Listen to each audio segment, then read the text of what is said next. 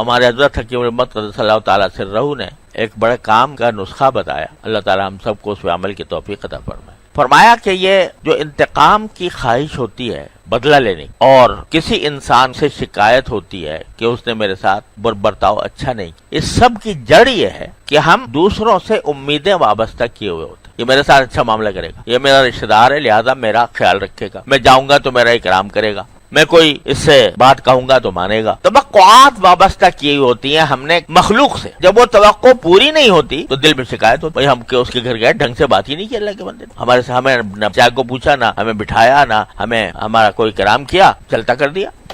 یہ کیوں ہو رہی ہے شکایت؟ اس لیے ہو رہی ہے کہ اس سے توقع باندھی تھی کہ میں جاؤں گا تو میرا اکرام کرے گا، میری خاطر تواضع کرے گا، میرے ساتھ اچھی طرح پیش آئے گا. وہ توقع پوری نہیں ہوئی، شکایت ہو گئی.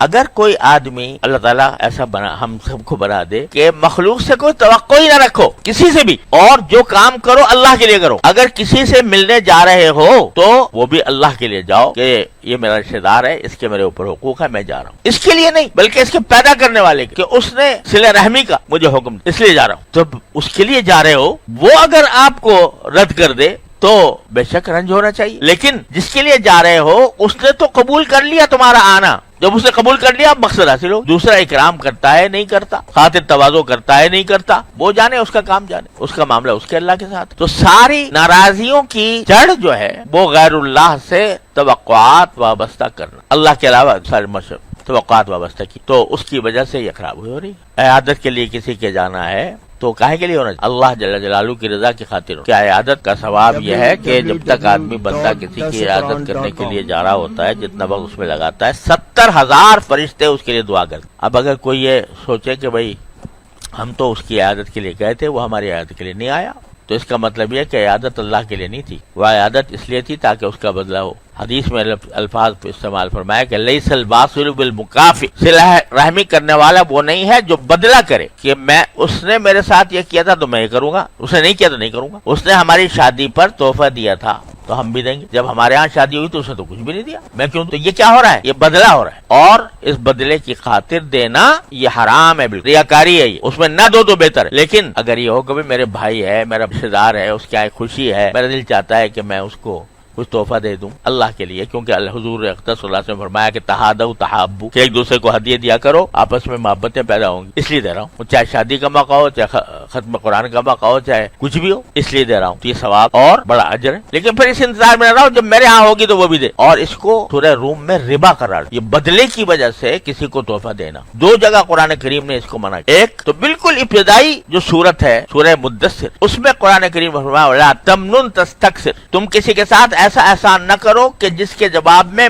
تمہیں اس سے زیادہ احسان کی توقع ہو. بلا تمنن تستکثر، یہ بالکل ابتدائی آیات میں سے ہے. اس وقت تک نماز کا بھی حکم نہیں آیا تھا قرآن میں. سورہ مدثر جو ہے یہ بالکل ابتدائی صورتوں میں سے ہے، اور اس میں یا ایھا المدثر قم فانذر وربک فکبر وثیابک فطہر والرجز فاہجر ولا تمنن تستکثر، بالکل ابتدائی، جس میں توحید کا بیان ہو رہا ہے، جس میں شرک کو چھوڑنے کا حکم آ رہا ہے، اسی کے ساتھ ساتھ یہ آ رہا ہے. کسی کے ساتھ احسان کا معاملہ اس نیت سے مت کرو کہ وہ تمہیں بدلے میں اس سے زیادہ احسان کرے. پہلے احکام اسلام کے بالکل ابتدائی احکام. اور دوسرے سورہ روم میں ایک تفسیر کے مطابق جو ربا کا لفظ استعمال ہوا ہے وہ اسی نیوتے کے لیے آئے. وما آتیتم من ربا لیربو فی اموال الناس فلا یربو عند اللہ وما آتیتم من زکاۃ تريدون وجه اللہ فاولئک هم المضعفون. ما آتیتم من ربا لیربو فی اموال الناس، یہ جو تم سود کا معاملہ کر رہے ہو یہ سود ہے کہ میں نے آج فلاں کی شادی پر اتنے پیسے دیے تھے، جب میری ہوگی تو یہ مجھے اس سے زیادہ، یہ سود، اس کو ربا قرار دو. تو پیسے تو دونوں صورتوں میں جا رہے ہیں، لیکن ایک صورت یہ ہے کہ اللہ کی رضا کے لیے خرچ کر دو جس کا نتیجہ یہ ہونا چاہیے کہ اس کے مقابلے کا بدلے کی توقع نہ، اور جہاں بدلہ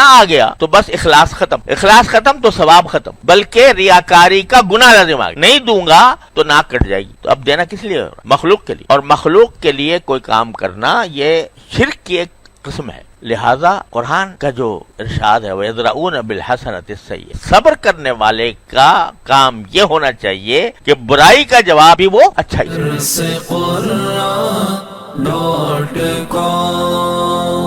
www.darsequran.com